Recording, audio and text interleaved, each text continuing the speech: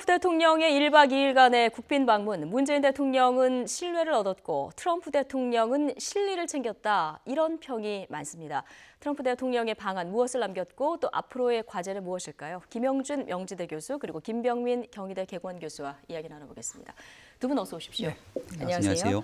일단 전체적으로 보면 양국 다 윈윈했다 이런 보도들이 많이 나오는 것 같은데요. 김영준 교수님은 일단 어떻게 보십니까? 큰 틀 속에서 보면은 서로 의미 있는 결과를 만들어냈다고 보는데요. 예. 저는 한 4가지 면에서 봤을 때 문재인 정부가 우려했던 거를 해소했다고 봅니다. 첫 번째는 그동안 그렇게 많이 했었던 대한민국 코리안 패싱이란 말이 이제 그렇죠. 더 이상 예. 이제 없다라고 네. 그것도 다른 사람의 말이 아니라 트럼프 대통령을 통해서 직접 물론 얘기했죠. 패싱이란 말을 써요. 스키핑이란 말을 썼지만 여하튼 우회하지 않겠다는 말을 분명히 했고요.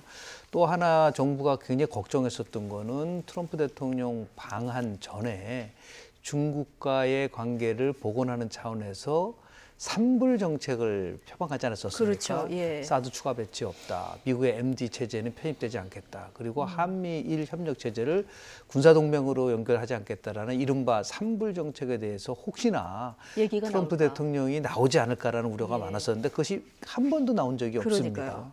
세 번째는 역시 이제 통상과 관련된 얘기지만 한미 FTA는 굉장히 끔찍하다는 말을 썼는데 네. 폐기란 말이 나오질 않았어요. 그러니까 더 이상 폐기보다는 협상 과정을 지켜나간다는 것가 굉장히 좀 효과적이었고요. 마지막으로는 국회 연설에서 저는 그 트럼프 대통령이 군사적 대응까지도 고려하겠다라고 하는 그 군사적인 옵션의 카드를 혹시 대한민국 국회에서 발언하지 않을까. 예. 굉장히 우려했었는데 그렇죠. 국민들이 좀 조마조마한 조마조마해서 마음으로 봤죠. 그 부분 예. 지금 얘기한 이 4가지 부분들이 전부 다 예. 우려했던 거와는 달리 신중하면서도 더 나가서 이분은 제가 보니까 굉장히 장사꾼이에요. 그러니까 결국 뭐냐면 예. 무슨 말을 듣고 싶어 하는지를 정확하게 알아서 표현을 했고 실리를 추구한 것이죠. 예. 지금 우리나라의 무역 적자가 실은 230억 달러로 돼 있는데요.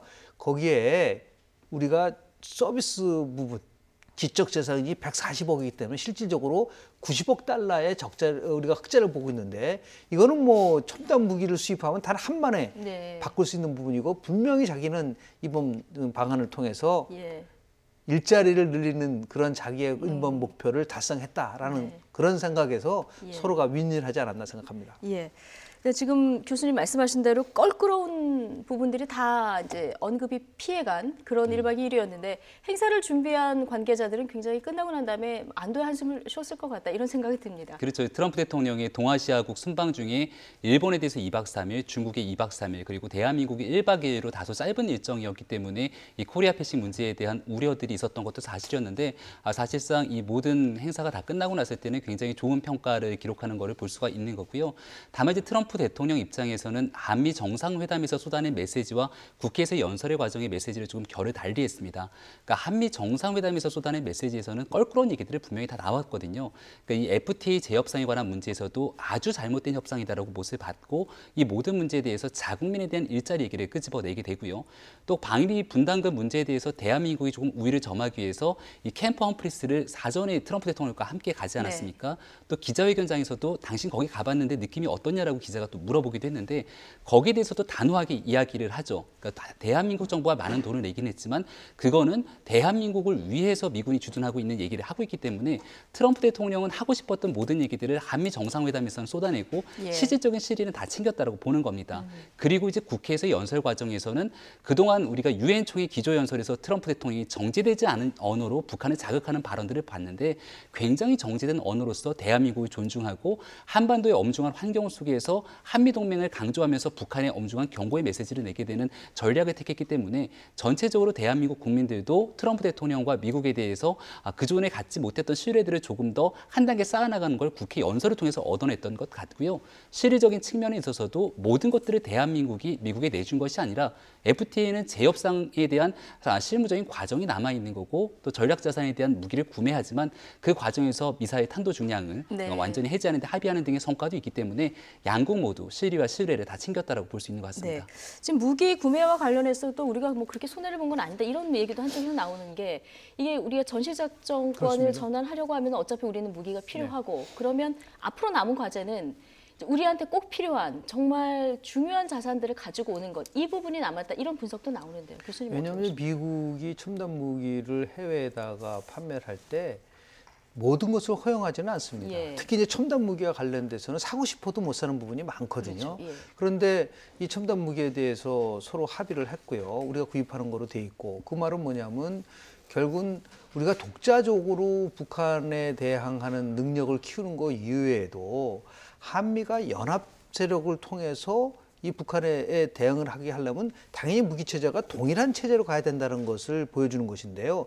이것은 장기적으로 봤을 때는 우리가 이제 무기 구입의 다변화를 가져가기가 어렵게 된 거는 맞습니다. 그러니까 계속해서 예. 미국의 무기를 살 수밖에 없는 입장이 와 있는 건데요. 조금 전에 앵커께서 지적하신 것과 마찬가지로 결국은 근데 전시작전권 문제와 관련돼서는 이게 이번에 굉장히 논의가 있을 거라고 생각했는데 전혀 없었었어요. 예. 그러니까 미래사령부를 만들어서 연합사를 대체할 수 있는. 그러나 미국은 자신이 어떠한 군부대에 예속된다는 것은 결코 없었던 그런 원칙이기 때문에 여하튼 간에 장기적으로 봤을 때 전시작전권이 대한민국으로 넘어온다고 한다면 거기에 합당하는 만큼의 우리가 그런 그 국방력을 키워야 될 수밖에 없지 않습니까? 그런 의미에서 지속적으로 첨단 무기와 관련돼서 우리는 구입할 수밖에 없는 것이고, 그것이 트럼프 대통령 입장에서 봤을 때는 군수 산업을 육성시키고 그것을 통해서 일자리를 만들어갈 수 있다라고 하는 그러한 자기의 생각과 맞아떨어진 것이죠. 네. 그러면서 첨단 무기에 관련돼서 이것을 자꾸만 저는 개인적으로 무역 적자와 연관시키는 것은 좀 바람직하지는 않다고 봅니다. 예. 그러니까 그거는 별개로 해야 되는데 네. 지금 우리 같은 경우에는 뭐 미국을 향해서 줄 수 있는 가장 확실한 방법은 첨단 무기를 구입하고 우리도 방위력을 높이고 예. 그걸 통해서 무역 적자도 줄이고 이러한 윈윈의 전략, 어떻게 보면 이게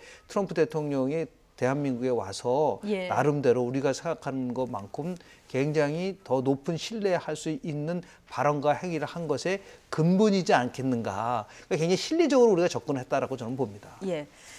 트럼프 대통령 1박 2일 뭐 여러 가지 일정 중에서 역시 가장 관심을 모았던 게 이제 국회 연설 부분 그렇습니다. 아닌가 싶은데, 사실은 어제 연설을 들으면서 우리가 아는 트럼프 대통령 맞아, 이 소리가 사실은 나올 정도로 굉장히 절제도 있었고, 아까 교수님 말씀해 주신 것처럼 우리가 듣고 싶어하는 이야기, 우리가 굉장히 자랑스러워하는 어떤 한국의 뭐 현대사라든가 이런 거를 굉장히 구체적으로 언급을 하면서 이렇게 공감대를 끌어냈단 말이죠. 연설에 대한 전체적인 스토리가 아주 탄탄했고요. 예. 그러니까 방금 전에 말씀하셨던 것처럼 대한민국의 이야기와 북한의 이야기를 적절하게 대비시키는 역할을 하게 되는데, 예. 그러면서 트럼프 대통령이 이런 얘기를 하죠. 지금의 이야기는 하나의 민족, 두 개의 한국에 관한 예. 이야기다라는 얘기를 하게 되는 겁니다. 과거의 잘못된 선택으로 인해서 북한은 독재자에 의한 지배를 받게 되는 굉장히 암울한 상황에 처해져 있다는 거고요. 대한민국이 눈부신 비약적인 성장을 하게 된 이 자유대한민국의 가치를 굉장히 높게 평가했고, 그 과정에는 결국은 미국과의 굳건한 한미동맹이 있었다는 부분도 강조를 하는 측면이 있는 거죠. 그러니까 이러한 얘기를 끄집어내는 건 결국은 한반도의 엄중한 현실에서의 북핵 문제를 어떻게 해결할 것인가를 끄집어내기 위한 이야기로도 볼 수 있는 겁니다. 그러니까 김정은의 북한이 왜 이렇게 외부의 도발이 집착하게 되는 것인가? 그게 바로 이렇게 내부의 이야기들이 알려지는 게 두려운 거고, 예. 대한민국의 눈부신 성장이 두렵기 때문이다라고 굉장히 강한 비판을 했던 거고요. 그러한 과정 속에서 트럼프 대통령이 끄집어냈던 얘기 중에 굉장히 의미심장했던 얘기는 미국을 절대로 과소평가하거나 얕보지 말아라 예. 라고 과거 행정부와는 완전히 다른 행정부다라는 걸 강조를 했고, 그 과정 속에서 과거의 미국에게 대항했던 나치, 테러 같은 경우는 역사 속에 사라지게 된다라고 해서, 그러니까 북한을 과거의 유엔 총회 기조연설에서 얘기했던 것처럼 totally destroy, 완전히 파괴하겠다라고 하는 거친 언어를 쓰진 않았지만, 자칫 잘못 이러한 경고에도 불구하고 북한이 계속되는 도발하게 됐을 경우에는 그 무엇보다 엄중한 조치를 취할 수 있으면 강하게 네. 경고한 거거든요. 그러니까 이런 측면에서 절제된 언어를 사용하되 하고 싶은 모든 얘기를 끄집어냈고, 자유대한민국의 가치를 굉장히 높게 평가했다는 점에서 끝나고 나오는 장면, 대한민국 국회의원들이 기립박수를 칠 수밖에 없었던 상황이었던 것 같습니다. 그러니까요. 북한 문제도 이제 인권 문제로 그렇습니다. 접근을 하기 시작해가지고 거의 뭐 24분 정도를 할애를 네네. 했는데, 지금 말씀해 주신 대로 기존에 들었던 뭐 예를 들어서 화염과 분노라든가 네네. 꼬마 로켓맨이라든가 이런 자극적인 표현을 들었을 때보다 할 말은 다 했지만 훨씬 더 어떻게 보면 이 공감대를 이끌어내는 그런 그렇습니다. 연설 화법이었어요. 굉장히 나름대로 정치 커뮤니케이션의 능력이 뛰어난 거예요. 예. 그러니까 35분 동안의 연설 과정을 4가지로 축약할 수가 있는데요. 첫 번째, 대한민국은 혈맹이다. 끝까지 같이 함께한다라는 부분이었고요. 두 번째, 대한민국은 성공한 나라다. 네. 그러니까 최고로 성공한 나라다라고 하는 뭐 한강의 기적을 포함해서 아주 극찬을 했고요. 세 번째, 북한은 한마디로 해서 감옥 국가다. 지옥이다. 지옥이다. 예. 그 네 번째는 그동안 우리가 예상했었던 북한의 핵과 미사일에 대한 것보다는 인권 문제를 다루기 시작을 한 겁니다. 이거는 굉장히 중요한 예. 함의가 있어요. 왜냐하면 이거는 단순하게 북한의 핵 미사일을 가는 거는 우리가 봤을 때는 북미 관계로 보지만 인권 문제를 끌어들이면서 북한의 문제는 전 인류의 보편적 가치인 인권에 관련돼서 우리 표현들을 하면은 완전히 북한을 고립화시킬 수 있는, 네. 그러니까 중국, 러시아, 일본, 대한민국, 미국 이런 모든 나라들이 갖고 있는, 특히 뭐 아시아를 포함해서 EU를 포함해서 결국은 이러한 보편적 가치인 인권을 얘기를 하면서 북한 체제 자체가 예. 정권이 아니라 체제 자체가 이거는 잘못된 체제라는 것을 분명하게 얘기를 함으로써 언제든지 우리가 얘기하는 이러한 레짐 체인지가 아니라 아예 북한 체제 자체를 변화시킬 수 있다는 것을 경고하는, 그런 면에서 봤을 때 그냥 말도 얘기한 것보다는 훨씬 더 가치를 중심으로 해서 스토리를 전개했기 때문에 무게감도 있을 뿐만 아니라 그것이 많은 사람들로부터 설득력이 있는 것은 아니었는가. 예. 그런 의미에서 봤을 때 상당히 이 커뮤니케이션 능력이 뛰어날 뿐만 아니라 굉장히 많이 준비를 했다고 저는 봅니다. 예. 그리고 일부는 아마 본인이 직접 자기 얘기를 예. 가필할 정도로 대한민국에 대해서 잘 알고 있고, 그래서 그것을 토대로 해서 안보를 토대로 해서 결국은 통상까지 연결시킬 수 있는 그런 스킬 면에서 굉장히 뛰어나다라고 예. 저는 볼 수 있겠습니다. 그러니까 저도 어제 이 연설을 들으면서 무슨 얘기를 이제 방송에서 풀어낼까 하면서 받아 적는데 계속 뭐 한국의 얘기를 어떻게 보면 우리가 이런 일이 있었지 하는 일들을 다 언급을 하니까 좀 공감대가 이끌어졌다 이런 느낌을 받았는데, 이 연설문을 과연 이게 누가 썼을까, 이 부분도 굉장히 관심이었어요. 그렇죠. 이 연설문 원고 작성과 수정, 그리고 국회에서 연설이 있기 전에 꽤 오랜 시간 동안 갑작스럽게 연설이 좀 지체가 됐습니다. 그렇죠. 그 연설에 수정이 들어갔다고 얘기를 하고 있는데, 트럼프 대통령이 초반에는 원래 DMZ 방문을 예상을 했었는데 DMZ 방문이 안개 기상 악화 때문에 좀 취소가 된 측면들이 있었죠. 그게 이제 연설문 수정에도 좀 일부 영향을 미쳤을 예. 거다라는 분석이 있는데, 트럼프의 팬으로 불리는 스티븐 밀러 백악관 정책 고문이 마지막까지 이 수정 연설문을 다 담당했다라고 얘기를 하고 있고요. 물론 트럼프 대통령의 의견을 최대한 반영해서. 그렇죠. 예. 그러니까 아마도 유엔 총회 기조연설에서 굉장히 우리가 그냥 일반적인 국민들과 시민들이 받아들이기에 어떻게 이런 식의 단어를 쓸 수 있을까라고 경악하게 예. 만들었던 부분들과는 상당히 결이 다른 메시지를 쏟아냈는데요. 그러니까 굉장히 저는 여기에도 트럼프 대통령과 참모들의 전략적인 측면들이 숨어 있다라고 보여지는 겁니다. 그러니까 국회에서 최대한 국회의원들을 자극하지 않기 위한 언어, 그리고 국회를 통해서 대한민국을 존중하면서 굳건한 한미동맹에 대한 신뢰를 다지겠다라고 하는 우위의 측면들도 있었다고 보여지는데요. 예를 들어서 많은 사람들이 우려했던 거는 FTA 재협상에 관한 문제들을 혹시나 국회의원실에서 쏟아내면 어떡하지라는 얘기를 하게 됐는데, 근데 그 얘기 하는데 국회의원들이 박수치기도 힘들고요. 그래서 박수치기도 그렇죠. 힘들 뿐더러 사실상 재협상을 하고 나서 국회 비준동의가 필요하지 않습니까? 그렇죠. 예. 그런 과정에서 굳이 상대를 자극할 필요가 없다라는 생각들을 했을 겁니다. 그러니까 굉장히 영민한 상태 속에서 국회 연설로 본인이 얻어낼 수 있는 부분들을 충분히 끌어갔다. 그리고 전략적이었다. 그 과정 속에서 방안을 마치고 돌아가게 됐을 경우는 미국 자국의 평가도 있지만 대한민국 언론의 평가도 함께 우리가 확인할 수 있을 건데, 그런 측면에서 트럼프 대통령의 연설은 굉장히 긍정적으로 높게 평가를 받았던 측면들을 보면은 전략이 성공하지 않았을까 이렇게 보여지는 거죠. 김 교수님, 마지막까지 고민하면서 수정한 부분은 전체 내용 중에 어떤 내용일 것 같습니까? 저는 인권이라고 봅니다. 예. 예를 들어서 뭐 북핵하고 이 문제 관련돼서 집중을 한다고 했지만은 결국은 가장 우리 국민들도 네. 북한의 인권 문제는 이거는 너무 참담하지 않습니까? 공감대를 이루는데요. 저는 어떻게 해석을 했냐면, 외교라는 거는 크게 네 가지 축이 움직입니다. 하나는 우리 같은 경우는 동맹외교의 축과, 더 나아가서 이제 신뢰 외교의 축이 있는데, 과거의 참여정부를 포함해서 진보정부에서는 거기다 두 가지를 더 추가시킵니다. 하나가 바로 균형 외교와 자주 외교라는 것이 예. 있는데, 저는 트럼프의 어저께 미국의 대통령으로서 국회에서 연설은 뭐냐면, 균형 외교보다는 동맹 외교가 얼마나 중요하다는 것을 분명하게 메시지를 전달시킨 예. 거다. 그러면서 봤을 때 이런 자주는 좋지만 현실적으로 봤을 때 가장 강력한 동맹을 통해서 신뢰 외교를 우리 같이 함께 나가자라고 하는 그런 메시지를 전달하면서 그 핵심적인 가치는 북한의 인권 문제를 통해서 이걸 같이 해결해야 된다. 그런 공감대를 만들면 그 여야 진보와 보수를 모두 뛰어넘는 거기 때문에 그런 면에서 봤을 때 굉장히 성공적이었다라는 평가를 좀 주고 싶습니다. 어제 이 트럼프 대통령의 국회 연설, 연설 자체로도 굉장히 화제였습니다만 연설 전후로 해서 다양한 에피소드가 될 만한 그 장면들이 카메라에 포착되기도 했는데요. 평소 무표정이 많았던 이 멜라니아 여사의 환한 미소가 또 화제가 되기도 했습니다. 이번 방안의 재미있는 에피소드들 모아봤습니다. 장민정 앵커입니다. 트럼프 대통령은 떠났지만 다양한 방한 에피소드들을 정리해봤습니다. 먼저 몸싸움입니다. 트럼프 대통령이 연설을 위해 국회 본회의장에 들어오기 직전 한바탕 소동이 있었는데요. 화면 보시죠. 국회 사무처 직원들과 승강이를 벌이는 이 사람, 원내 일석 대한애국당의 조원진 의원입니다. 들고 있던 피켓이 문제가 된 건데요. 앞면에는 영어로 한미동맹 강화라고 적혀 있었지만 이렇게 안쪽에는 죄 없는 박근혜 대통령을 석방하라는 문구가 적혀 있었습니다. 결국 본회의장 밖으로 강제 퇴장당했습니다. 트럼프 대통령의 연설은 예정보다 조금 늦어졌는데요. 그 사이 저희 YTN 카메라에 아주 잠깐 스치듯 포착된 미국 측 인사가 있었습니다. 이 아름다운 금발의 여성이 누구냐, 그녀에 대한 관심도 뜨거웠습니다.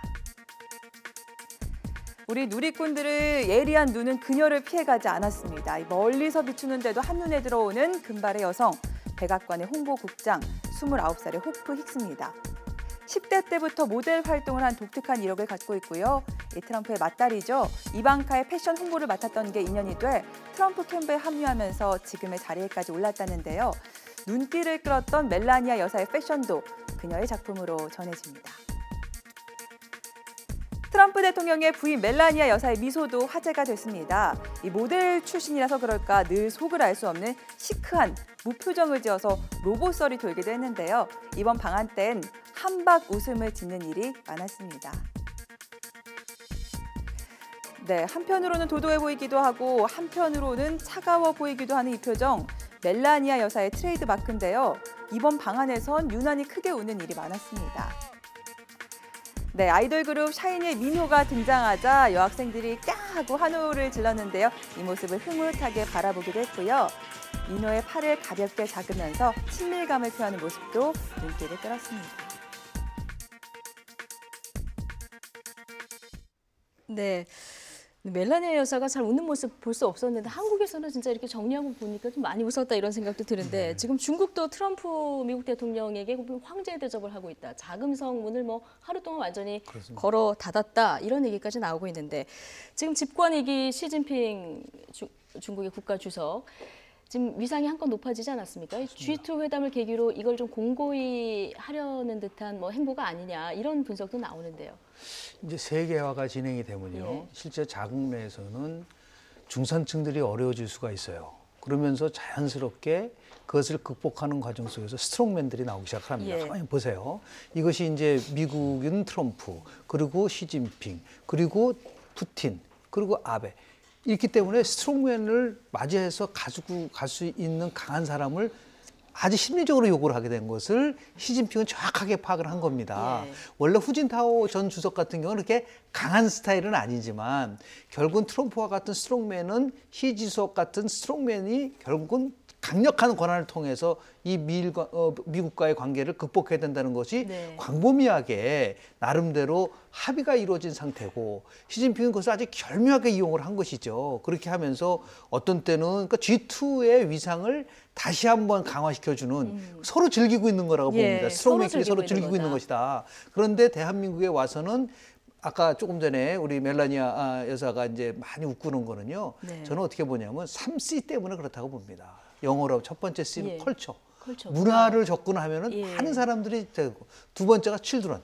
아이들과 같이 그럼 전 세계적으로 그렇죠. 세 번째가 이게 아주 굉장히 판에 박히고 좀 인위적인 것보다는 컴포트한 거, 편안하게 전 이것이 결국 먹혀 들어가지 않았는가. 그래서 물론 이제 중국에서도 많은 접대도 하고 하겠지만 과공비례가 돼서는 안 된다라고 하는 것을 우리에서 보여줬기 때문에 그런데 물론 모르죠. 중국은 어떻게 접근할지는 모르겠지만 하여튼 G2의 스트롱맨 두 사람이 결국은 현재 상황은 즐기고 있다. 다만 그 이면 속에서는 통상에 대한 것은 항상 트럼프가 갖고 있는 것이고 거기에 화답을 해서 재빠르게 지금 여러 중국 기업들은 미국에 대한 투자를 포함해서 농수산물 수입 이런 것들을 지금 화답하고 있는 지금 상황입니다. 예, 이 두 스트롱맨의 정상회담에서 오늘 어떤 얘기가 오갈지 굉장히 관심인데 혹시 지금 미중 확대 정상회담이 진행되고 있는데 이후에 이제 기자회견이 저희 시간 안에 시작이 되면 저희가 현장을 라이브로 연결해서 또 동시 통역으로 해서 들려드리도록 하겠습니다. 자, 이 트럼프 방한 소식 때문에 잠시 묻혀 있었던 정치권 소식을 좀 얘기를 해보겠습니다. 바른정당을 탈당한 8명의 의원들이 오늘 자유한국당에 입당을 했습니다. 조금 전 10시에 한국당 당사에서 열린 입당식 모습 화면으로 먼저 보시겠습니다. 아직 정치적 앙금이 서로 남아있긴 하지만은 이제 그 앙금을 해소하고 이 좌파 정부의 폭주를 막아달라는 국민적 여망으로 우리가 다시 뭉치게 되었다. 서로 간의 생각의 차이나 과거의 허물을 묻고 따지기에는 우리나라가 처한 상황이 너무나 위중하다고 생각했습니다. 네, 뭐 생각 차이, 과거 허물보다는 지금 문재인 정부 폭주를 막는 것이 시급하다. 지금 두 사람 다 이런 얘기를 하고 있는데 지금 상황이 그 정도로 시급하다 이렇게 보십니까? 그게 이제 보수 대통합의 명분으로 삼았던 거죠. 그러니까 문재인 정부가 집권하고 나서 높은 지지율의 고공행진이 이어지고 있는 거고요. 또 진보적인 경제 정책이라든지 여러 가지 개혁 정책들이 보수적인 정당과 유권자들이 보기에는 굉장히 좀 위험하다라고 생각되는 정책들이 있기 때문에 거기에 저항할 수 있는 힘을 가져야겠다가 첫 번째 거고, 두 번째는 지금 현재 진행되고 있는 적폐청산 드라이브라는 것들이 과거에 있었던 전 정권, 전 정권에 국한돼서 이루어지다 보고 있는 상황이기 때문에 이거를 막아낼 수 있는 힘이 필요하다라고 판단됐던 게 아마 지금 소위 말해서 바른정당을 창당하고 나서 1년도 채 되지 않는 상황에 회군하는, 그러니까 명분은 상당히 떨어집니다. 그럼에도 이 명분을 극복하기 위한 단 하나의 가치가 있다라면 현실적인 상황에서는 내년 지방선거에서의 승리가 목표겠지만 그것들을 뛰어넘는 명분은 보수가 통합하고 보수와 진보의 양날개로서 대한민국을 건강한 정치체제를 구축하겠다, 이런 명분들을 현재 삼고 있는 것으로 보입니다. 예, 홍준표 대표 오늘 저녁에 환영 만찬도 준비를 하고 있다, 이런 소식도 들리는데, 그런데 자신의 SNS에 이런 글을 남겼습니다. 그러니까 뭐 이제는 나머지 바른정당에 남아있는 의원들 설득이 어렵기 때문에 문을 닫겠다, 이런 표현을 썼거든요. 뭐 어떤 면에서 봤을 때는 지금 남은 11명 중에서도 실은 추가 탈당을 하려고 하신 분들이 좀 있어요. 고민한 분들이 있어요. 그런데 이제 본인이 뭐 한 명 더 온다고 해서 이 문제가 더 뭐 강화된다는 생각은 안 하는 것 같은데요. 저는 트럼프 대통령이 7일 날 방한해서 8일 날 떠났었던 24시간의 정쟁이 종식됐어요. 좀 이러한 나름대로 우리 정치권들이요, 좀 그 어떤 면에서 봤을 때는 협치를 할 때는 협치 좀 하고 그래야 되는데 이게 끊임없이 정쟁으로 가지고 가니까 물론 정치는 명분이고 정치는 현실입니다. 그러다 보니까 명분을 이제 더 나아가서 좌파 정부의 폭주를 막겠다라는 것이 이제 명분이고, 그리고 현실적으로 보면 뭐 20석 가지고 있는 바른정당이 실은 개혁 보수의 실험을 했지만 결과론적으로 따지면 그 개혁 보수의 실험은 실패한 거예요. 왜냐하면 전혀 변화가 없지 않습니까? 정당 지지도가 그럼 뭐 한 자릿수에서 계속 변함이 없고, 자신의 비교 대상을 누구로 삼느냐면 자꾸만 한국당과 비교해서 한국당이 훨씬 의석이 많은데 우리는 의석이 적음에도 불구하고 비슷하다, 이렇게 접근했기 때문에 실패한 겁니다. 우리 학점으로 따지면 학생이 D 플러스 맞이나 D 맞이나 똑같이 못하는 거거든요. 그런데 이것을 조금 더 낫다고 얘기를 한다는 것은 문제가 있는 부분이 있는 것인데, 지금 보수는요, 저는 오늘 저 부분 속에서도 조금 부족한 부분은 뭐냐면 참여를 먼저 했었어야 된다. 보수가 국민들의 지지를 못 받은 부분에 대해서 왜 우리가 못 받느냐에 대한 것들을 얘기를 하고, 문재인 대통령이 지난 대선에서 41.1%, 정의당이 6.2%, 토탈 47.3%를 얻었어요. 그래서 지금 대통령의 지지도는 70%대가 있다고 한다는 것은 중도 보수의 상당한 부분들이 지금 현 정부를 지지하고 있다는 거예요. 이것이 현실이라고 한다면 그 부분에 대해서 보수가 참여하고 또 일단 참여한 다음에 그리고 나서 우리가 앞으로 어떻게 하겠다고 얘기하는데 참여가 빠져 있기 때문에 미래가 보이지 않는다. 예. 그러니까 참여해야만 비로소 미래가 보이는 거거든요. 그러면서 좀 아쉬운 부분이 있고 이렇게 자꾸만 이런 식으로 단순하게 세를 불린다고 해서 이게 힘이 강해지는 것이 아니라 보수가 지향하는 가치가 국민들로부터 지지를 받고 그리고 더 나아가서 대한정당으로서의 모습을 보여줘야지만이 되는 것이지 단순한 세분리라는 것은 일정한 한계가 있을 거라고 저는 봅니다. 예, 그러니까 국민들 민심을 제대로 읽고 참여와 반성을 먼저 해야 그렇습니다. 지지율도 현실적으로 네네. 오를 것이다. 이런 얘기를 해주셨는데, 자 이제 문 닫고 내부 화합에 주력하겠다 이런 홍준표 대표의 말에 남아 있는 지금 바른정당 의원들 어떤 반응을 보였을까요? 정병국 의원의 말 들어보시겠습니다. 지금 자유한국당은 홍준표 당입니까? 홍준표 대표가 받고 안 받고 어느 법에서 누구는 받고 누구는 안 받고 우리나라 정당법이 그렇게 돼 있습니까? 그럼 9사람들은 홍준표 대표하고 밑거래를 해갖고 들어갔다는 얘기입니까? 그렇게 폄훼하고 어려운 결단을 내가지고 생각이 달라서 나가는 사람을 받아들이는 입장에서 그렇게 하는 것 저는 아니라고 봅니다. 그건 도리가 아니다.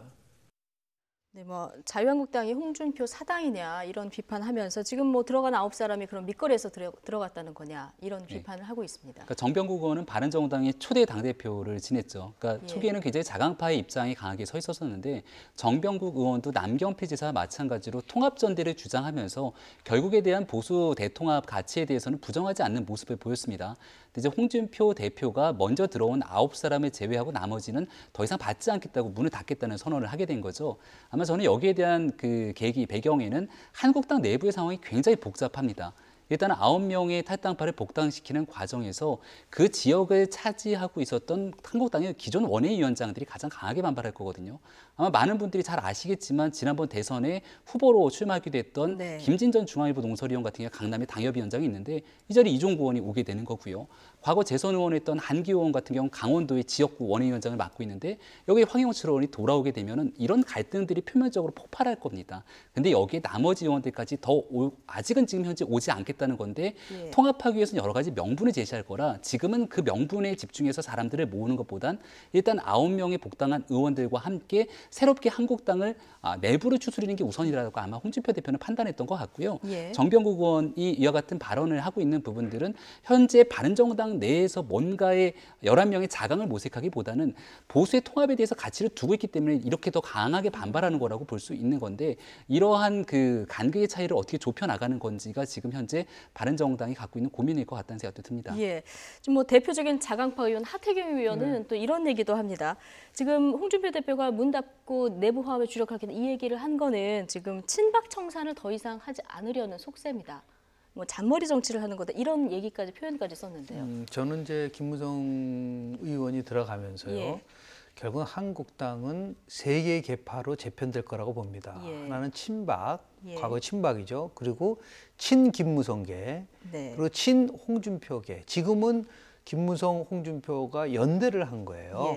그런데 지금 이 상태에서 홍준표 대표 입장에서 봤을 때는 친김무성계가 계속 늘어나는 게 결국 바람직한 건 아니에요. 오히려 자신 입장에서 봤을 때는 얼마든지 지금은 필요하니까 들어왔지만 지난 13명, 그 대선 때 들어왔었던 13명과 지금 9명을 하면 전부 다 21명이지 않습니까? 이건 친김무성계라고 분류할 수밖에, 물론 거기에 조금 차이는 있을 수 있겠으나 그러니까 자연스럽게 3분화되는 속에서 자기의 입지가 강화된 상태에서는 들어온 거는 오케이지만 이 정도면 여기서 구리납 이 정도면 충분하다고 판단을 한 거죠. 이제 친김무성계 목소리가 더 커질 수밖에 없는 구도로 간다. 그런데 이것을 이재일 한 거거든요. 친박에 대한 것을 자기가 공격하는 것이 아니라 이제는 다시 김무성계를 통해서 친박과 경쟁하는 그런 구도로 만들어 가려고 한다면 너무 지나치게 친김무성계가 비대화되는 것도 홍준표 대표 입장에서 봤을 때는 바람직하지가 않다고 판단을 한 것 같아요. 그러면 하태경 의원의 분석이 좀 일리가 있네요. 물론 이제 자신들이 그렇게 친박 청산을 안 하는 건 아닌데 친박 청산하는 방법에 있어서 실리를 추구하는 그런 면에서 봤을 때 하태경 의원이 얘기하는 친박 청산을 포기한 건 아니에요. 왜냐하면 당연히 친박은 청산되지 않으면 결국은 내년도 지방선거는 거의 승리가 아니라 뭐 절대적으로 불리할 예. 수밖에 없기 때문에 친박을 청산할 때 어떻게 청산하느냐를 가지고 고민하는 과정 속에서 결국 김무성 대표를 포함해서 전 대표를 포함해서 많은 의원들이 합류를 한 것은 아닌가라는 생각을 합니다. 그러니까 근데 친박근혜계, 친김무성, 친홍준표계 이 세 계파가 그렇다면 앞으로 섞일 수 있을까? 이거 굉장히 좀 의문이 드는데 지금 일부 친박계와 초재선 의원들 사이에는 이런 얘기도 돌고 있다고 합니다. 이른바 뭐 서청원, 최경환, 홍준표, 김무성 4명의 패키지론인데 냈다 책임을 지던가 아니면 뭐 그냥 다 책임을 묻지 말던가 이런 얘기가 또 나오고 있다고 합니다. 근데 참 안쓰러운 거는요. 2007년도 당시에 대통합민주신당 정동영 후보가 이명박 후보한테 531만 표 차로 아주 압도적으로 패했어요. 예. 그 당시에 친노 혈액이었던 현재 안희정 지사가 친노는 패족이다라고 하면서 물러났습니다. 깨끗하게 물러났고 예. 그것을 계기로 해서 2010년 지방선거에서 안희정, 이광재 그리고 김두관 친노 세력들이 다 도지사를 차지했어요. 지금 저는 친박에 있는 분들의 그 행태를 저는 이해를 할 수가 없을 것 같아요. 일단은 자신은 패족이다라고 해서 물러나줘야 돼요. 예. 근데 이것을 자꾸만 끝까지 투쟁을 하면서 자신들의 실리를 추구하겠다? 그 자체가 친박을 죽이는 거고 자신들이 지지하려고 하는 박근혜 전 대통령도 죽이는 것이다. 그런 면에서 봤을 때 이것을 이전 투구화시키는 그런 전략은 대단히 잘못된 것이고 그것은 보수를 또다시 한번 죽이는 것이다. 예. 그런 의미에서 친박계 의원들이 다시 한번 숙고하고 또 숙고해서 국민들이 원하는 보수의 새로운 가치가 뭐냐에 대한 고민을 하기 위해서라도 자기네들이 스스로 물러나는 예. 그런 모습을 저는 보여야 된다고 봅니다.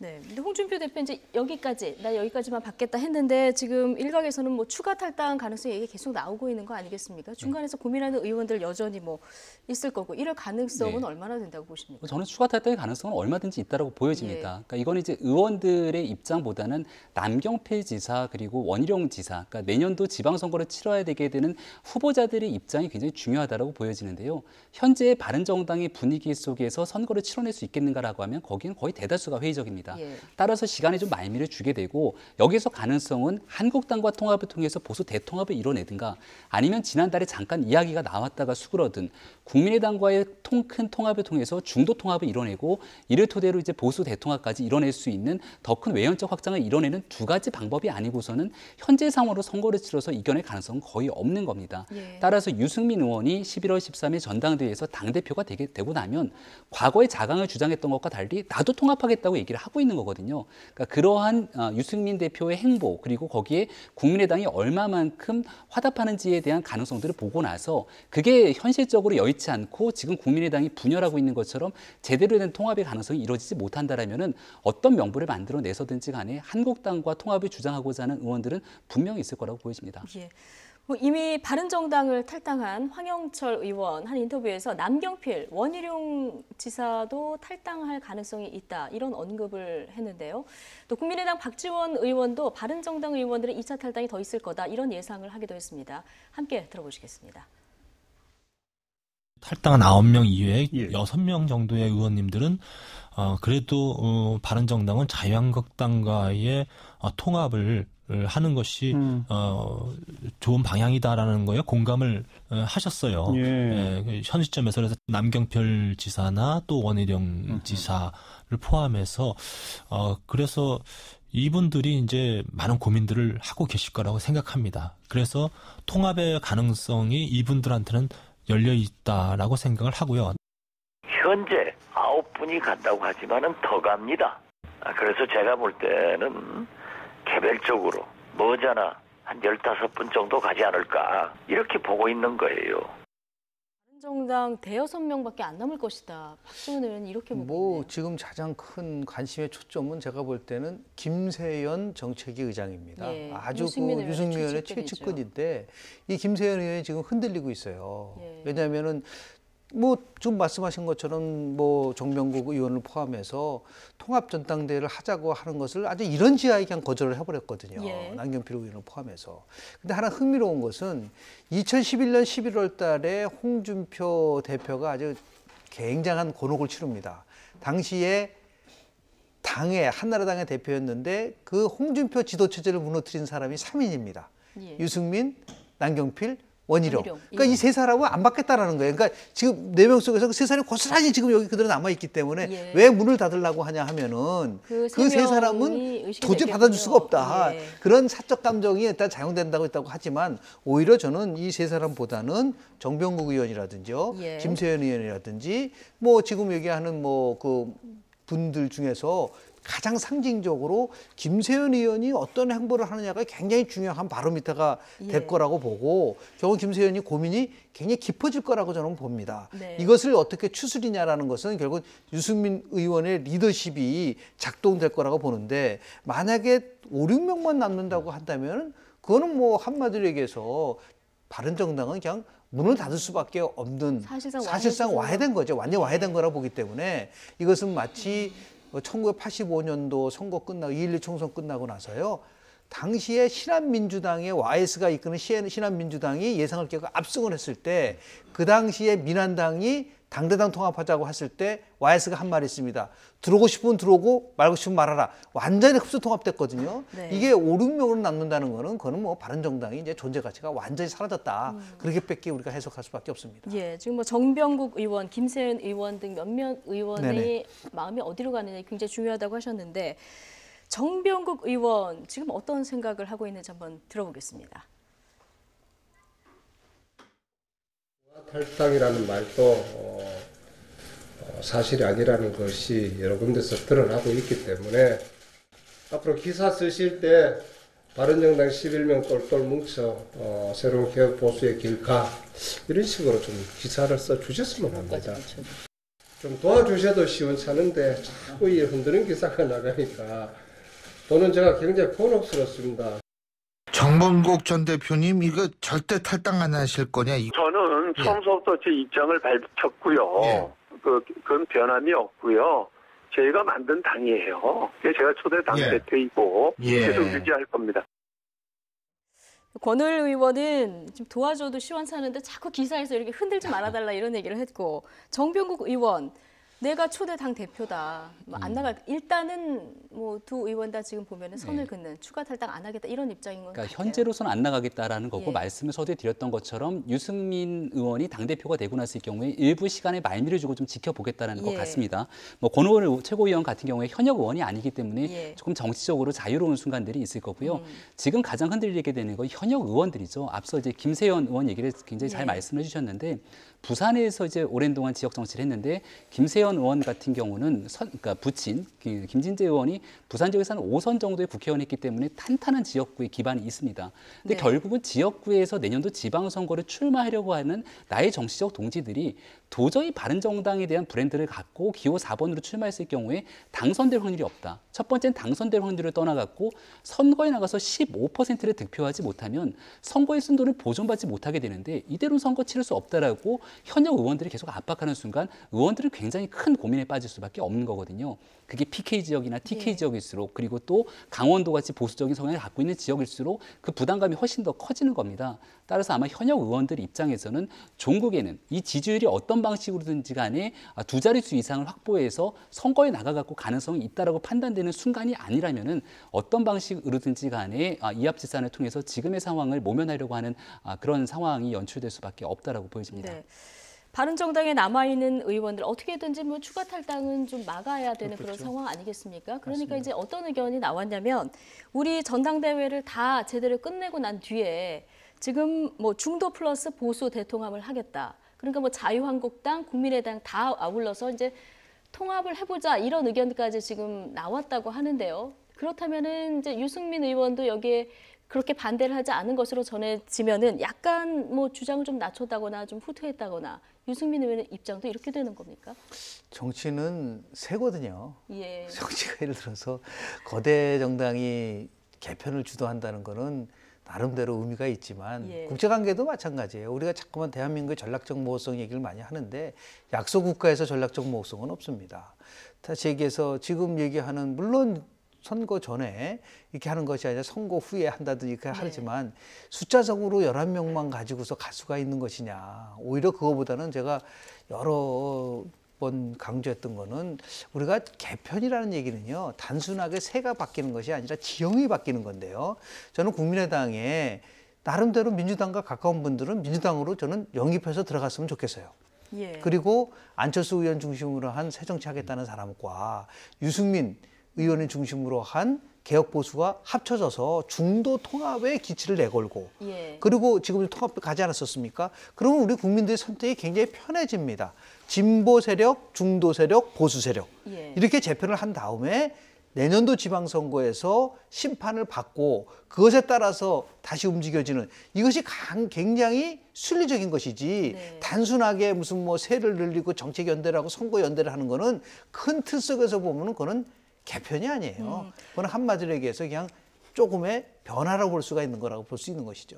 지금 그러면 보수, 중도, 진보 다 흩어져서 이제 생각이 많은 사람끼리 모여서 가는 것이 오히려 재편이 더 된 후에. 재편이 진정한 의미의 재편이다. 그래야지 국민들도 선택을 할 때 진보, 중도, 보수라고 돼야 되는데 지금은 중도 내에 여러 개 섞여 있고 또 보수 내에도 섞여 있고 이러다 보니까 이게 정체성에 대한 그런 혼란이 올 수밖에 없는 것이고 그래서 결국 내홍 도미노 현상이 나서 바른정당이 내용이 나오니까 당연히 국민의당도 지금 내용이 나올 수밖에 없다. 그러니까요. 자꾸만 국민의당하고 바른정당 얘기가 나오니까 이상동 의원 같은 경우는 참 아마추어적 발상이다 얘기를 하는 부분이 있지 않습니까? 그러니까요. 그런 것들이 큰 틀 속에서 보면 정치 재편이라고 하니 갖고 있는 함이나 그것이 이루어지는 조건에 대해서 저는 사람들이 깊이 생각하지 않는 것 같아요. 그냥 말로 재편이고 말로 통합이고 말로 예를 들어서 정계 개편이란 말을 가지고는 정치가 그렇게 녹록지 않다는 말씀을 드리고 싶습니다. 말씀하신 대로 지금 뭐 이 통합의 한 축이죠. 국민의당 상황도 녹록지가 않습니다. 지금 안철수 대표계 호남 중진들 뭐 이미 심리적으로는 분당 상태다 이런 얘기까지 나오고 있는데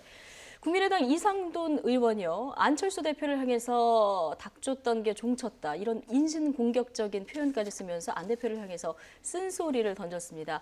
지금 내부 분위기가 심상치는 않아 보이는데요. 여기에 안철수계로 분류되는 송기석 의원은 또 이상돈 의원의 발언을 일축했습니다. 바른정당과의 통합 가능성에 대해서는 문을 열어놨는데요. 함께 들어보시겠습니다.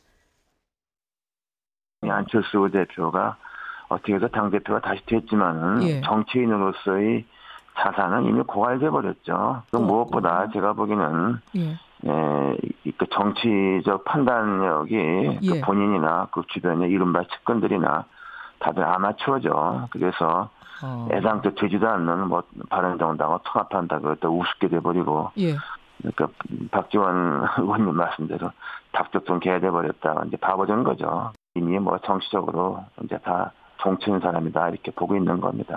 지금 같이 하기는 이미 좀 어렵다고 봅니다. 이런 말이 나오면 다 선을 이미 넘은 겁니다. 닥쳤던 개 표현은 사실 뭐 적절한 비유는 아닌 것 같고요. 거듭 말씀드리지만 이걸 뭔가를 아무도 몰래 이렇게 하려다가 이게 밝혀져서 그만둔 게 그게 아니고요. 아니 그 주승용 전 원내대표께서 적절히 비유했지만 결혼을 하려면 사전에 뭐 물론 약혼 그 전 단계에서 연애 과정이 이런 게 필요한 게 아니겠습니까? 여전히 뭐 그 가능성은 열려 있다고 봅니다. 안철수 대표가 지방선거를 이끄는 게 더 그래도 어느 정도도 일정 부분 성과를 낼 수 있는 거 아니냐. 그 기대에 따라서 당원들이 선택한 거 아니겠습니까? 자, 일단 이상돈 의원이요. 안철수 대표의 뭐 최측근이었었는데 지금 뭐 나오는 표현들 보면은 거의 안철수 대표의 저격수다 이런 표현이 맞을 정도로 굉장히 심한 수의 표현까지 쓰는데 뭐 이럴 만한 이유가 있을까요? 글쎄 좀 개인적인 감정이 섞여 있는 게 아닌가라고까지 이제 사람들이 볼 수 있을 정도의 심한 발언들을 쏟아내고 있는 거죠. 이게 이제 하루 이틀 된 얘기는 아닌 것 같습니다. 그러니까 지난 대선 과정에서부터 이상돈 의원이 이제 안철수 당시 대선 후보가 상당히 승승장구 있었던 과정에서도 그렇게 좋은 얘기들을 쏟아내지는 않았거든요. 그러니까 뭔가 모종이 좀 알려져 있지 않는 문제들이 있는 것이 아닌가라고 생각이 되고요. 그러니까 이상돈 의원 같은 경우는 정치적으로서 꽤 오랜 동안 이제 학자로서의 원로적 역할을 해왔는데 현실 정치에 몸을 담았던 거는 안철수 대표가 국민의당을 창당하면서 인재를 영입했고 그러면서 비례대표로 활동을 하기 시작했던 건데 과거에는 또 새누리당이 비상대책위원으로서 박근혜 당시 비상대책위원장과 함께 활동을 하기도 했었던 거고 그러니까 모종의 안철수 대표 같은 경우는 과거에도 이제 본인의 멘토 역할을 했던 분들이 많이 있는데 그 멘토 역할을 했던 분들이 또 떠나가면서 굉장히 좀 쓴소리들을 하지 않았습니까? 그러니까 저는 두 분 모두에게 뭔가의 문제가 생겼을 때 그 문제를 풀어내지 못했던 그리고 이렇게까지 만약까지 이상돈 의원이 안철수 대표에 대한 문제 제기를 한다면 그러니까 대선 후보 그리고 당대표로서의 리더십을 가지고 좀 끌어안을 필요가 있는데 그러지 못했다는 문제가 한 가지. 두 번째는 그래도 자당의 당대표를 향해서 비례대표원이 저 정도까지 목소리를 쏟아내는 건 결국 둘 다 비판의 목소리를 면키는 어려운 상황인 것 같다는 생각이 듭니다. 예. 지금 안철수 대표 최측근인 송기석 의원은 바른정당과의 통합 가능성이 여전히 열려 있다 이런 얘기를 조금 전에 하지 않았습니까? 근데 국민의당 내부에서는 이미 바른정당은 교섭단체가 붕괴됐고 그렇습니다. 이런 바른정당하고 연대를 하건 통합을 하건 이게 무슨 의미가 있느냐 이런 얘기도 나오는 것 같아요. 박지원 의원이 굉장히 통찰력이 있죠. 이전에 이런 얘기를 했었지 않습니까? 바른정당은 깨지고 이제 바른정당은 통합의 대상이 아니라 영입의 대상이다. 그러니까 결국 뭐 지금 이 상황에서 무슨 당대당 통합이 이루어질 수 있겠습니까? 이상돈 의원이 얘기하는 부분들 정치적으로 종쳤다. 이상돈 의원이 저런 식으로 계속해서 거친 표현을 하면은 그분이 정치적으로 종칠 가능성이 굉장히 큽니다. 그렇게 해서 정치라는 것은 아무리 자기 마음에 맞지 않는다고 하더라도 그래도 밑바탕 속에서는 신의와 신뢰를 바탕으로 해서 건설적 비판을 해야지 사적 감정을 그렇게 노출시키면서 가져간다는 것은 물론 같은 당 내에서도 그리고 안철수 대표는 여하튼 간에 당원들이 뽑은 당 대표잖아요. 그러니까 대한민국의 국민들이 문재인 대통령에 대해서 비판한 것도 있지만 그래도 어느 정도는 예의를 갖추고 존중하는 거랑 똑같이 거랑 마찬가지로 자기가 국민의당의 당원이라고 한다면 당대표에 대한 최소한의 예의는 갖춰줘야 된다. 문제는 이렇게 진행된 과정 속에서 안철수 대표의 리더십이 분명히 문제가 있는 거예요. 하나 공통스러운 거는 안철수 대표와 그리고 유승민 의원의 리더십이 거의 비슷하다는 거예요. 내부적으로 자꾸만 배제 정치라고 뺄셈의 정치를 하고 이런 식으로 포용하지 못하고 이런 것이 결국은 국민의당도 저렇게 내용을 겪고 더 나아가서 바른정당도 내용을 걷는 건데 정치는 머리로 하는 게 아닙니다. 가슴으로 하는 거다. 그런 부분들이 너무 우리 유승민 의원이나 안철수 대표가 좀 부족한 게 아닌가 그런 생각이 좀 듭니다. 뭐 안철수 유승민 대표의 리더십 부분은 이제 논의를 해봐야 되겠습니다만 어쨌든 당 내에서 도에 지나친 비난 표현은 좀 적절하지 않다. 이런 얘기를 두 분 다 해주셨는데 지금 이런 어수선한 분위기 속에서 안철수 대표는 어떤 생각을 하고 있을지도 궁금합니다. 안철수 대표 최근 발언들을 좀 보면요. 여당도 비판, 또 자유한국당도 비판, 이렇게 둘 다 비판을 자주 하고 있는데요. 독일을 방문했을 때는 현 정부의 이 적폐청산 움직임에 대해서 정치 보복이라는 말을 아주 강한 어조로 하기도 하지 않았습니까? 자, 정의당 노회찬 의원, 안 대표의 관심이 강경 보수 쪽에 가 있는 거 아니냐 이렇게 분석을 하기도 했는데요. 이 발언 들어보시겠습니다. 지금 진행되고 있는 적폐청산을 복수라고 얘기하잖아요. 그건 그야말로 자유한국당 내에 친박 중심으로 하는 그런 보수 강경파들의 시각이거든요. 시각인데 그쪽에 추파를 던지는 거라고도 저는 보여지는 거고 향후에 다음 대선을 위해서도 확장해야 될 영역을 그쪽으로 보고 있다는 거죠. 그러니까 마음은 콩밭에가 있는데 그 콩밭이 호남이 아니라 이제 강경 보수 쪽에 가 있다고도 보여집니다. 네, 그러니까 안철수 대표의 마음이 간 콩밭이 호남이 아니라 강경 보수 쪽이다 이렇게 얘기를 하고 있는데 어떻게 저는 좀 과한 해석이다라고 보여지고요. 그러니까 전 정권에 대한 이 정치 보복이다라고 얘기를 안철수 대표가 했던 부분들은 저는 전적으로 바른정당과의 통합을 염두에 두고 있는 발언이다라고 보여집니다. 그러니까 지금 이미 박근혜 정부 같은 경우는 재판이 진행되고 있는 상황이라 지금 현재 진행되고 있는 적폐청산의 모든 칼끝은 이명박 정부와 이명박 전 대통령을 향하고 있다고 좀 볼 수 있는 측면들이 있는 거고요. 그렇다면 바른정당과 국민의당이 합치지 못하게 가장 강하게 만들어주는 하나의 상황적 요인이라는 거는 적폐청산에 관한 이명박 정부를 바라보는 입장이 국민의당은 문제가 있기 때문에 당연히 과거의 문제들을 수사해야 된다는 거고요. 바른정당 입장에서는 이명박 정부에서 같이 몸을 담았던 정병국 의원 같은 경우는 그 당시 정부의 장관을 지내기도 했고 이명박 정부와 굉장히 결을 같이 하고 있는 인물들이 많기 때문에 이 적폐청산 문제에 대해서 입장을 달리하는 순간 두 당이 합칠 수 있는 가능성들이 없는 겁니다. 따라서 이 문제에 대해서 안철수 대표는 바른정당과의 통합의 가능성을 좀 넓게 보고 이와 같은 문제 제기를 했던 부분으로 보이는 거고 다만 이거를 뭐 단순하게 이명박 정부를 옹호하기 위한 안철수 대표의 발언 또 더 나아가서 강경 보수로서 나의 정치적 입지를 선회하고자 하는 부분으로 보기에는 어려운 측면이 있다. 왜냐하면 천하 삼분지계를 얘기하면서 일단은 중도 보수로서의 통 큰 통합을 얘기하고 있는 터라 강경 보수까지 얘기한 부분들은 좀 너무 과장된 해석이다 이렇게 보여집니다. 그렇습니다. 중도 보수가 앞으로 블루 오션일까? 아니면 지금 노회찬 의원이 얘기한 이 강경 보수 쪽이 더 큰 밭일까? 자기는 이제 중도 통합 쪽으로 가고 싶어 하겠지만은 제가 만약에 안철수 대표라고 하면은 정치는 승부를 거는 겁니다. 2005년도 8월달에 당시 노무현 전 대통령이요 대연정론을 제시했었습니다. 깜짝 놀랐었잖아요. 어떻게 한나라당이랑 연정을 하느냐.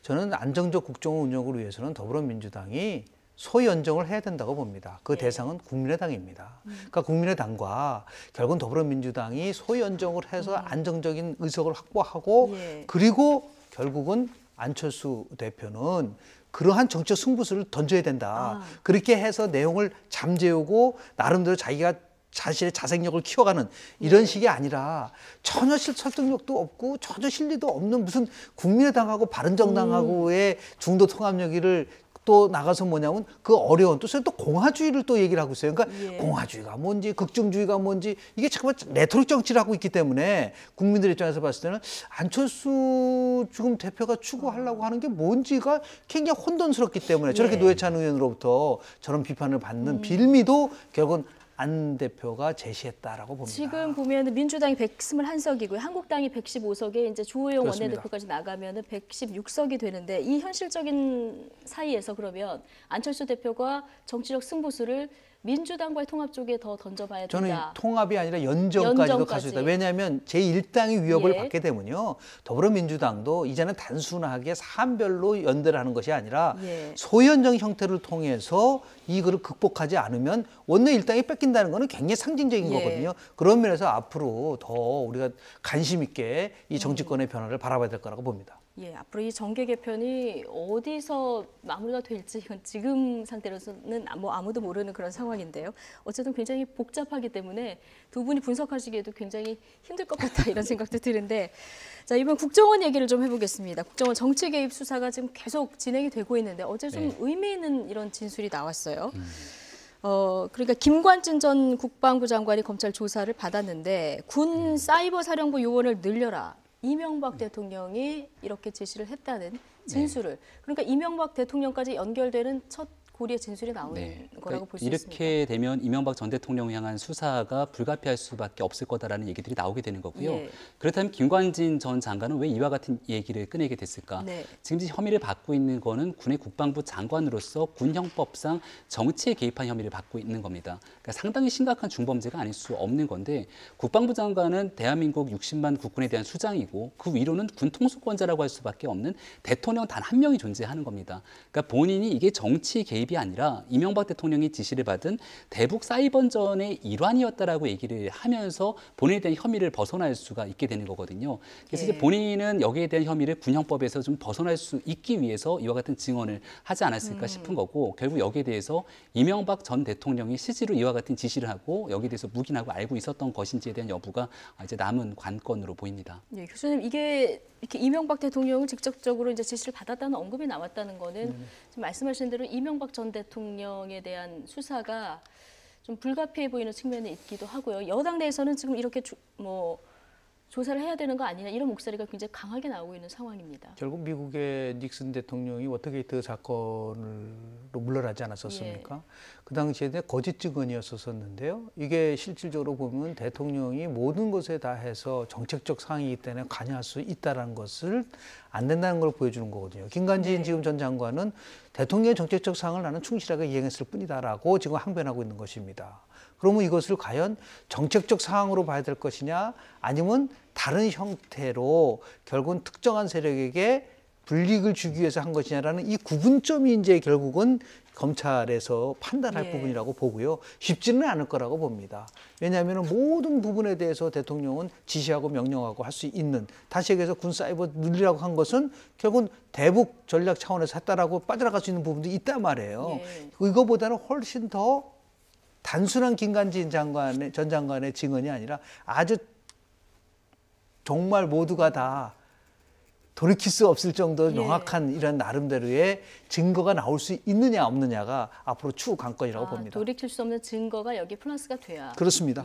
조사가 가능할 것이다. 이렇게 보셨는데 마지막으로 그 전병원 청와대 정무수석의 전 비서관 지금 횡령 혐의로 구속영장이 청구된 그런 상황 아니겠습니까?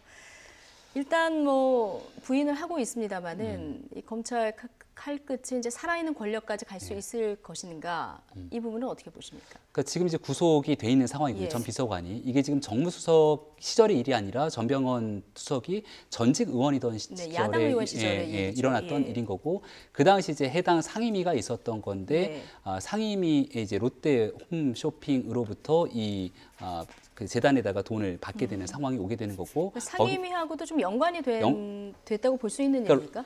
롯데 홈쇼핑 같은 경우는 그러니까 전병헌 의원이 그 당시 이제 방송법 개정안을 발의를 하게 되거든요. 방송법 개정안을 발의하게 됐을 경우에는 해당 홈쇼핑 업체가 문제를 일으켰을 경우에 바로 방송에 퇴출되게 되는 굉장히 강력한 법안입니다. 이것 때문에 후원금을 일부러 좀 낼 수밖에 없는 강요를 받았다라고 하는 혐의를 갖고 수사가 진행되고 있는 터라 여기에 대한 연계성 여부가 이제 진행이 될 것으로 보이고요. 지금 현재는 받은 돈 중에 일부를 보좌진들이 유용했다라고 혐의를 하고 있는 거라 그 유용된 돈의 일부가 어디로 갔는지가 중요한 거고 이 돈을 받게 되는 경위 과정 속에서 과연 전병헌 전 의원 현 수석은 어디까지 개입이 돼 있는지 여부가 수사가 될 것인데 일단은 청와대의 현직 수석이 여기에 연루가 돼 있다는 것만으로도 굉장히 큰 부담이 아닐 수가 없는 상황이기 때문에 청와대 입장에서도 모종 간에는 뭔가의 좀 선택이 필요한 상황이 아닐까 이렇게 보여집니다. 네, 일각에서는 뭐 정치보복 수사에 대한 뭐 비판이 일부에서 나오니까 여기에도 물타기 아니냐 뭐 이런 뭐 얘기도 나오고 있는데요. 어쨌든 뭐 수사는 공명정대하게 이렇게 이루어져야 되겠죠. 어떤 사안이 다만 이제 걱정스러운 거는 그것이 혹시 청와대 내부에 갈등에서 나온 것이냐. 임정석 비서실장, 정병헌 정무수석, 백원우 법무비서관 이 3자 사이에 있어서의 갈등에 결국은 표출된 것이 아니라고 일부에서는 지적을 하고 그거는 제가 아직까지는 뭐 확인된 게 아니기 때문에 근데 뭐 왜 이 시점에서 이것이 터져 나왔을까라는 합리적 의심을 갖게 됐을 때 그런 부분도 조금 전에 앵커께서 말씀하신 것처럼 이게 혹시 적폐청산과 관련된 부분 속에서 그런 것이냐 아니면 제가 얘기한 그 청와대 내부에서의 또 이런 갈등이냐 아니면 순수하게 이거는 그 전서부터 계속해서 조사됐던 것들이 지금 나온 것이냐 아직까지는 지금 안갯속이라고 봅니다. 정확하게 무엇이 진실인지는 좀 시간을 두고 좀 봐야 될 거라고 봅니다. 어쨌든 검찰은 법 테두리 안에서 조사를 하면 되는 거니까요. 두 분 얘기는 여기까지 듣겠습니다. 김영준 명지대 교수 그리고 김병민 경희대 개건교수 함께했습니다. 고맙습니다. 네.